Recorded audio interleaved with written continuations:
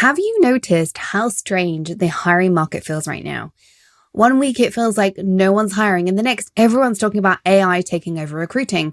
Resumes written by ChatGPT, cover letters that all sound the same, job boards flooded with applications, half of them not even real. So what's actually going on in the tech market right now? In this week's episode of Leading Women in Tech, I sit down with Nicole Bugenske, Vice President and Practice Director at Robert Half, for an urgent update on how AI and just tech in general is reshaping hiring for both candidates and companies. We're diving into what recruiters are really seeing, why as many as 1 in 4 resumes may now be fake, how employers are vetting candidates differently, and what it takes to stand out as the real human signal in an AI-flooded market. If you're job hunting, leading a team, or planning your next career move, this episode will give you the insider's view, what's working, what's changed, and how to stay relevant as we end out the year. And if you want help using AI the right way in your job search, I've got a tip for you right at the end. We're going to be talking everything you need to stand out this year as a candidate in a busy market or as a hiring manager looking for the one needle in the haystack. Let's dive on in.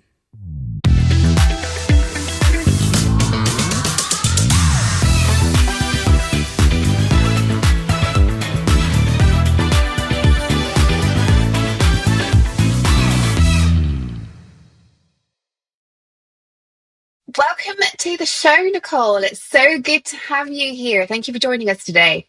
Thank you for having me, Toni. Tell us a little bit about yourself and precisely why you're here today, because I know you and I have a very important conversation to have. Sure, definitely. So my name is Nicole Bugenske. I am a Vice President Practice Director at Robert Half. We are a global recruiting firm. I have worked for this organization for a little over 6 years, coming up on 7 here shortly here. I started as a recruiter myself. Now I manage a team of recruiters for the last couple of years. I also manage a bench consulting team comprised of kind of a variety of skill sets in the IT space, both female and male engineers on the team as well. And I would love to just provide some insight. It's been a wild job market the last 3 years post-COVID. So, anything that I can provide both from candidates and the hiring process from that end of things, I'm happy to do so. Yeah, I mean, that's why I sought you out, because I wanted to talk to a recruiter. The last 3 years have been crazy. We saw that massive boom just around COVID in tech companies. A lot of people would say we overhired in tech.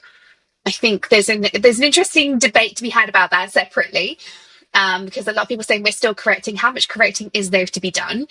Obviously, we've got AI as well. So what's happened in the last 3 years? Can you give us the quick version of what's been going on with the tech hiring industry in the last 3 years? Yeah, so I would say, COVID was an interesting experience. I think depending what field within the IT industry you were in, it might have benefited you, or you might have been, affected to it in terms of your job and, ended up being on the job market. But I think back in 2020, we were seeing a lot of IT positions open as a lot of companies were going remote. So organizations needed support from that standpoint. When it came to security and bridging the gap between, having all of these like Zoom meetings and Microsoft Teams and just having a more virtual presence with their organizations in general. So it did open a lot more IT jobs back then. I'd say in the last few years, we have seen that kind of a bit at a standstill, but still compared to other industries that Robert Half supports, such as accounting and finance, or even our legal division, IT is still holding strong with more jobs being posted every year. I'd say from a candidate perspective, though, it has gotten a lot more competitive. And you're competing against not only, remote candidates all over the United States and sometimes globally, but just in terms of the types of roles you might be looking for and AI, as you mentioned in general. So Yeah. There are a lot of organizations that I think are hoping to replace and obviously save money by utilizing AI. But I think in the IT field, one thing that I recommended to candidates is stay as up to date on the technologies as you can. If there is any facet of your career that you can include AI in that, or at least continue to be educated, it'll just make you more marketable in the job market. As opposed to your position in general being eliminated. So I think it's also opened up bandwidth to do more cool projects on the team, and then having AI kind of be the back end doing some of that administrative work for you. So not necessarily always eliminating roles. But creating more time for employees to showcase other skills and continue to develop their backgrounds. So there's definitely some negatives and positives that are coming with it as those changes continue. Well, there's a few kind of myths I want to dive into. Maybe they're myths, maybe they're facts. I don't know, but I hear these all the time. And with the work I do, I'm working one-on-one with women, and therefore I can always find a counter, right? To every single story I'm told. I always have somebody I know who's got the opposite. So it's interesting to know what you're seeing in terms of market trends. The first one I want to ask you is, are we really seeing a contraction of the middle management? We definitely saw that, I would say, 2 years ago. Even I would agree with that. But I'm not sure that's true today. I've helped a lot of candidates get mid-level management roles this year. What's your take on that?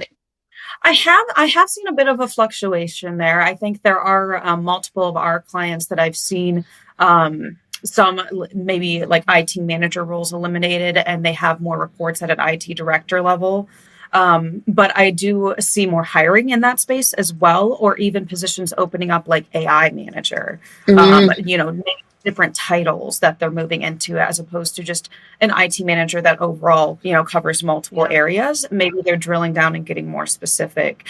So it's definitely a little bit of both. I think it depends on the market and also the size of the organization. So those Fortune 500 companies and larger, they're still investing in kind of the siloed management titles and only having 3 to 5 reports, as it feels like that helps bring kind of bridge the gap between what the team goals are, and making sure everyone's on the same page. I think when you get to managing 15 to 20 people, sometimes that can fall to the wayside, and things are lost in translation. You can't work as closely with each person on the team. So it just kind of depends, but I've seen a little bit of both.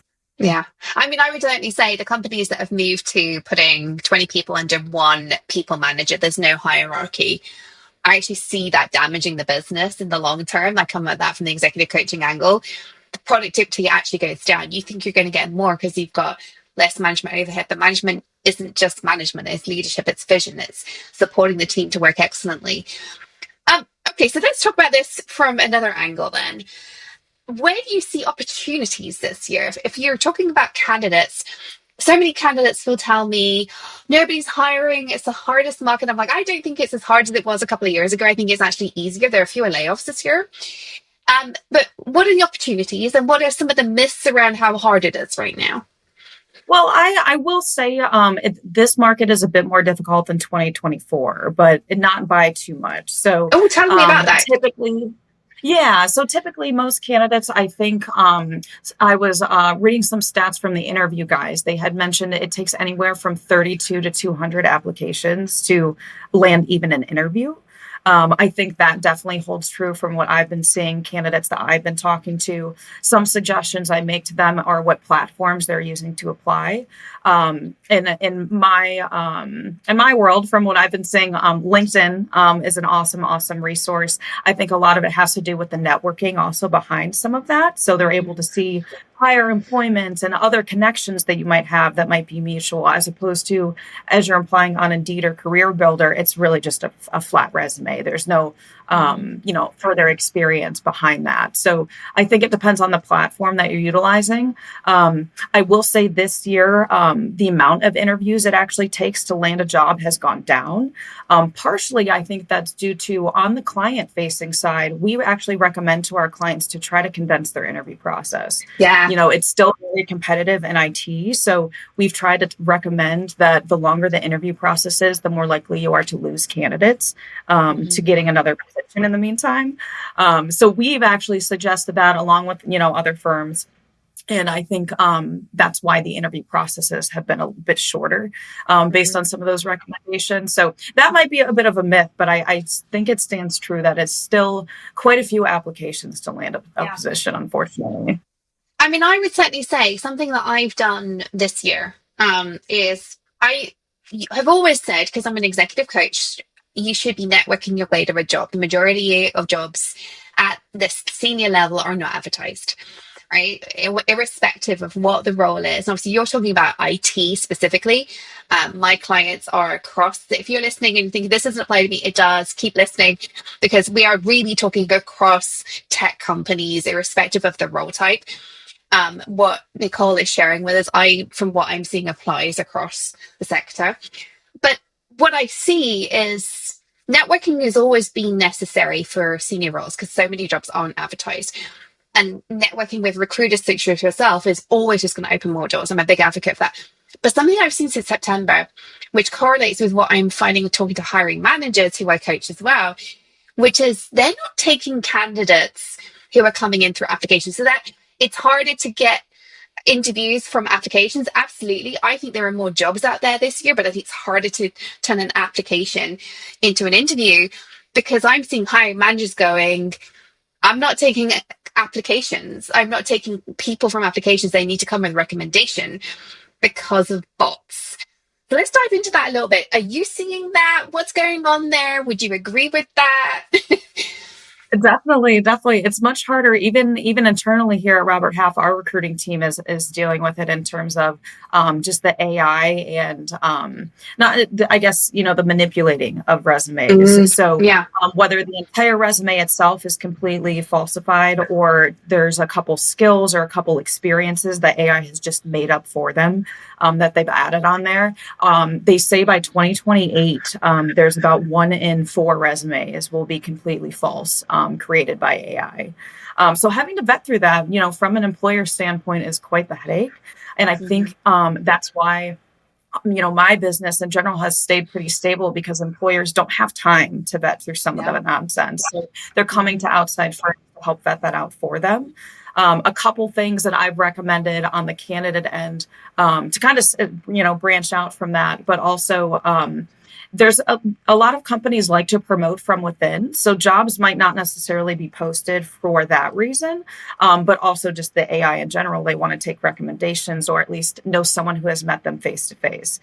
So one thing that we've really, Robert Half has done since I've worked here the last 6 years, but we always interview candidates face to face. So I recommend to any of the employers out there, skip the phone screen process, get them on Microsoft Teams or Zoom or, one of those virtual platforms, get that face-to-face interaction. You can tell if they're, reading off something or typing something into AI, just, some of those soft skills you're able to catch from the face-to-face interaction and will help vet out some of that AI that you're running into. I'd say from a candidate standpoint and how they can kind of vet themselves out, because adding your personal touch to a resume, I think, is still very important. But there's, as we spoke on briefly, it's very important to have a very, very professional resume. And one typo will vet you out of the process. So having AI sometimes vet that out for you and assist, it's a huge help. And I think there's a lot of creative and good ways to use it, but still adding that personal touch in there. So I always recommend to candidates leaving out a lot of the bold lettering on a resume outside of maybe job titles in a company, because that will AI, the way that it displays, a lot of times it will bold a lot of your technical skills. So I would stray away from doing that. I also say, explain the project work that you did all of those technologies with and elaborate as much as possible. I'd say the recommendation to have your resume on one page is out the door at this point, especially if you've been in this field for a while. But I do recommend putting the most important skills on that first page. So, not condensing it too much, because some of the information might be relevant to the employer that's hiring you. But, organizing it to a point that makes it visually appealing. And again, using AI for suggestions, but still putting your own personal touch. I mean, I would say one of the things I get clients do, and actually, if anybody wants the guide to this, message me, because I've got a guide for using AI to get it to interview you. So I used to do this with clients. It's very time consuming. We sit down for 2 hours. Like, how did you do this? Like, you've got this impact. What did you do? How did you do that? And those turn into like 2 sentences on a resume, but you get AI to interview you. And I think that's the real power of AI. I think that's the really good thing. But let me just come back to your comment there about the 1-page resume is gone. I've always struggled with this. I remember getting that feedback myself when I applied for my first executive position. And my mentor was like, you need that 1 page. And I was like, how? And so I've always kind of gone with a middle ground, which is like maximum 2 pages. And if you're going to do 2, make sure there's a white space. Don't make it font tiny. Make sure that like it's not like crazy, like tiny margins. Like get some white space on there, but you can go to 2 pages. Do you have like a general rule of thumb, which is like, 2 is fine, but 3 is too much? Or do you disagree with that? Like, where would you say is the sweet spot? I think it depends on the type of role that you're looking for. So, for instance, if I'm working with a project manager that's been in this industry for 10 years, they might have a bit more detailed resume, and it might be 3 to 5 pages. However, for a software developer, they're a bit more straightforward, just in the technologies they've used, the ROI with their project work. So it might be a bit more condensed. So I usually recommend just the order of how it's displayed, and probably 2 pages at max. If it gets to 3, make sure it's information that you think might be relevant to that role. So, that seems to, from the employers that I've spoken with, that seems to be most important to them. The first thing they're going to look for is that you have the top 3 to 5 technical skills that they're asking. And then outside of that, they're going to be like, okay, it was listed at the top, but explain to me like where and when you used it. If that's not listed on your resume, that's certainly going to be an interview question. So just making sure that you have those details on there. So what are your views on cover letters? Particularly for senior roles, what are your views on them? Because I think it gives some opportunity for personality, which right now might help, but it's also the headache for hiring managers. It's another thing to read. What's your view on it? No, I think it's great. I think cover letters show that extra mile that you're willing to go in terms of your passion about the role, your interest in the organization. So I think that's actually sets things off on the right foot. And there might be some employers that don't look at that and skip right to the resume. So make sure it kind of has similar information on both. But again, I think it's just another way to showcase your personality and just differentiate yourself in the market. So I encourage cover letters wherever we can. Also with candidates, references can be huge in differentiating in the market. Now, you're not going to want to give your references to every application that you put in, but the sooner that you offer that up, or us as recruiters being the middleman with our clients, that we have references done for our candidates, it puts them to the front of the bunch. We've also seen more job offers come through by proactively just sending our clients references on that candidate. So it can really help and make a difference for you in getting job offers across the line. So okay, so I actually had a conversation with somebody just last week where she was being pushed to give a reference for her current boss, and she's leaving that role for a reason. This is a very common thing with the women I work with, right? She's leaving for a reason. Who doesn't? And the people were like, yeah, we're going to offer it to you, but we want your references. So she gave her references, but she deliberately didn't include her boss. Well, actually, she didn't include anybody from her current organization. They came back and said, we need somebody from your current organization. She gave somebody she trusted. And they've come back and then said, no, we need your boss. And she's like, not until I have an offer, because I will burn a bridge. And so what are your views on that? Like, how should a candidate navigate this? What is a reasonable set of references to send off? I love this idea of proactively sending references, but it's going to cause ructions if you're currently employed. So how do we do that? Yeah, I would agree. I think from an employer perspective, they should understand, especially if it's a more discreet job search, your employer doesn't know you're looking, which majority of the time that is the case. The best position to be in is currently employed while looking for something else. Absolutely right. So Be forced to put your current employer, that makes an awkward situation for your current employment that you're in. So we always, I have not personally ran into clients that request a reference from a current employer, but they do request references, and it's usually recent employment. So maybe not the most recent employer you had, but at least in the last 5 years. Interesting. And how many, if somebody's proactively giving over references, this is something I'm going to adopt starting today, actually. This is great feedback. So if somebody is proactively giving references, how many would you advise? 2, 3? What's your recommendation there? I'd say at least 2, and having them be managerial references is always better than peer references. But at least 2 managerial references, and then if you have a couple peer references, that's great as well. I've seen more in the last year clients having a cultural interview with just other team members that they would potentially be working with. So I think if you had other peer references as well, that's become more important than in the past. Yeah. It does. I definitely think peers, at the end of the day, you can have a huge impact by working closely with your peers. So I think that's everything. Okay, let's shift gears and talk about hiring managers, because I have got so many clients who are hiring and who are drowning in the amount of work they feel they need to do, even when they've got a recruiter working for them. What's your advice with the current climate of lots of people applying, lots of people begging for jobs, apparently lots of bots? I've had clients report to me 95% of the applications have come from bots. I think some platforms are worse for that than others. What's your advice for a hiring manager to make this easy for themselves, but also for the candidates as well?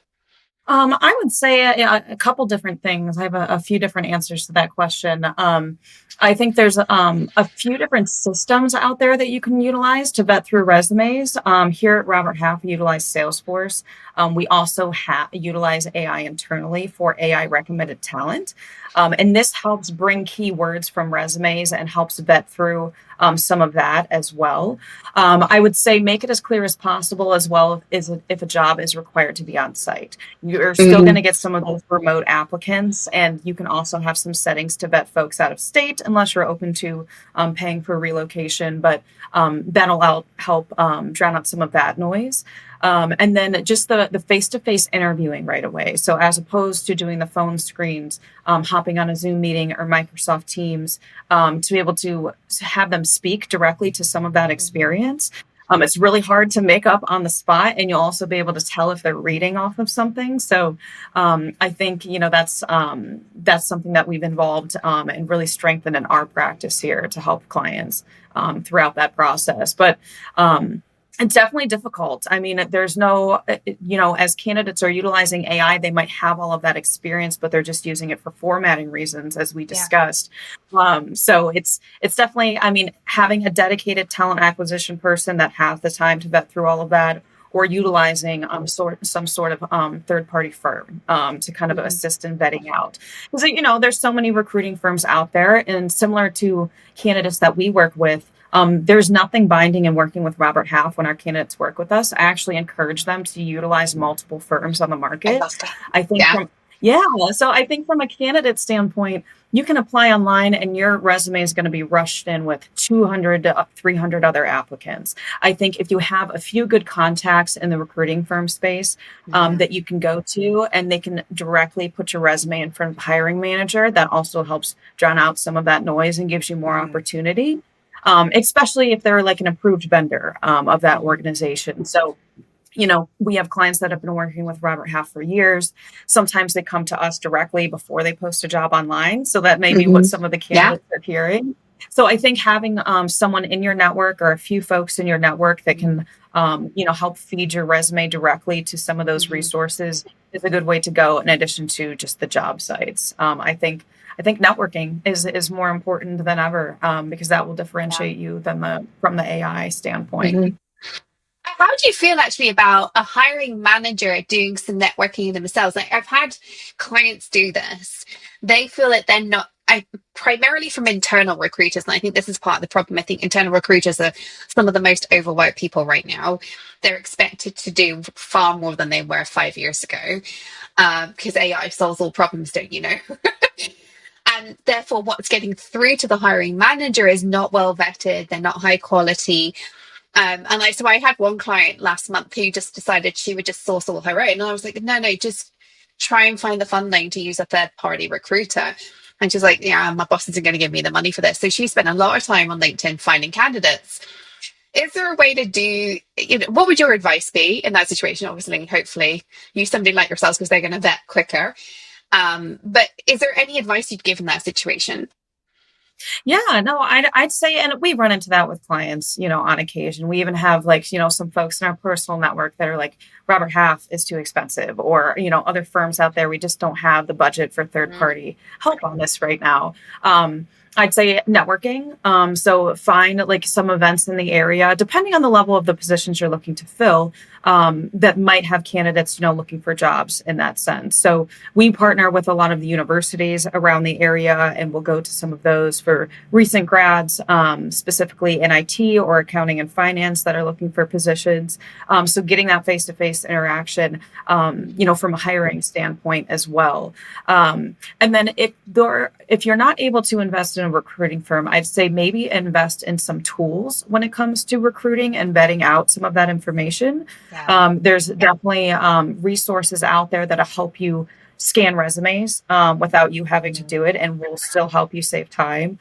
Looking for like the top 3 skill sets you might be asking for, and making sure the resumes have those. And the ones that don't, it might send them an automatic message that say, thank you for your application, but we're moving forward with other candidates at this time. So there's tons and tons of resources online that can help take out some of that legwork for you, as opposed to utilizing a full-blown, third party firm. Yeah, I'm so glad you said that. But let me just actually call out one of the things about this podcast, which is women in tech. I'm very passionate about inclusive hiring practices. It should come as no surprise to anybody. And one of the things we all know as women in tech is we're held to a different standard, and there's bias in the application process, in the hiring process, the ATS filters. How are you combating that, especially with using AI to do screening? How are you addressing bias that may have been introduced in the training of these tools? Have you thought about that at all? Oh, definitely. I'm not, exactly sure, not being an expert on AI. I don't know if there's any considered expert in AI out there, but it's definitely things that can be learned. And there can be employers out there that will ask it to vet and look for certain things. I'd say, Robert Half as a whole, we will not work with clients that ask for specific specifications on, a candidate's background or their ethnicity, or their gender, anything of that nature. We just straight up will not work on those positions. And I think AI in general, it depends on, again, how it's trained. I think there's more to come on that question. And hopefully it goes in a positive direction, where AI working as robots doesn't see gender. So it doesn't affect women in the future. We'd like to hope so. But again, if it's trained a certain way, because it's utilizing information that it's being fed, I think it could go in either direction. So I think for now, just women not using that as something that might fall them back, and just continuing to push forward, showcase all of their skills, not be afraid to brag about the things that they've done in their past career and throughout their work, and be proud of, the certain steps they might have taken to get there. So I think just having a positive mindset will help get through some of that. But I'm not sure about the AI question when it comes to discrimination and things of that nature. I really hope that people start paying attention to that. There was actually a client of mine. So it was the beginning of this year. So AI has moved on a lot, right? We've had several different versions of all the major platforms since then. But she asked one of the major platforms, not name which one, that several iterations old by now. She gave it the sentence that it had written based on an experience she had. So she told it this is what I did, this is how I did, write me a sentence for my resume. And she said, how would a man write that? And it wrote it completely differently. As I said, 6 to 9 months ago, I'm sure it's the beginning of 2025. So it's a different time. AI is moving so fast. But ladies, if you're listening, that's maybe something to try. I've not actually done that with a client for a while. Maybe something to try. Nicole, This has been amazing. Is there anything else you want listeners to hear before we wrap up? Hiring managers, people listening from the perspective of getting hired, or anybody else, like, is there anything else you're like, they need to hear this? A couple things that I'd say that I've been saying to candidates since I first started working here: come into any interview with confidence. It's Yeah. easy to get nervous and be scared when you're taking on a new opportunity, meeting new people, things like that. But be confident in the experience that you've had. Be prepared, do your research. And I'd say in this market, as opposed to prior, the more flexibility you have for a hybrid environment will be helpful. There's a lot less remote jobs out there than there were, just 2 years back. So, having that flexibility, even if it's just once or a couple times on site a month, employers love to hear that. So that will also, help differentiate you in the industry. And I just say utilize all the resources you can at your disposal, whether it be AI, other recruiting firms, just having folks in your network that are looking out for you, I think is huge. I think from a client and company standpoint, anyone that works in talent acquisition and HR, our jobs are going to get tougher. Yeah. With Yes. the AI utilization that's out there. But I think just making sure that we have the most up-to-date technology and the security protocols in place will help prepare you for that. So I think that's what I would like to leave everyone with.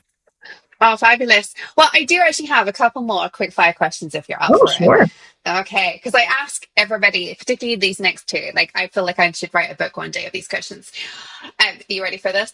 Of Okay, course. here we go. So, what is the worst piece of advice you've ever been given? Let's see. I think it was probably early in my career, maybe before I was even a recruiter, just interviewing for jobs. I will say it was a male giving advice, but he had mentioned to not talk as much and make sure you get straight to the point. I think expanding on all your experiences is very valuable and very important. And that is something that I throw out the door right away. And I give the complete opposite advice to any of the candidates that I'm working with and that are interviewing. So I think, and in addition to that, the reason that I think it was poor advice is it kind of negatively impacted me after the fact. Some of the feedback I got in some of the interviews I had was I didn't go in depth enough. Yes, But because right. I was scared, I didn't want to talk too much. I didn't, want to be that person that was like over explaining and things of that nature. But I totally took that back. And, I think there's different ways that you can get sidetracked, when you're talking about things and answering questions during an interview. But I would say, speak to everything that is relevant to you.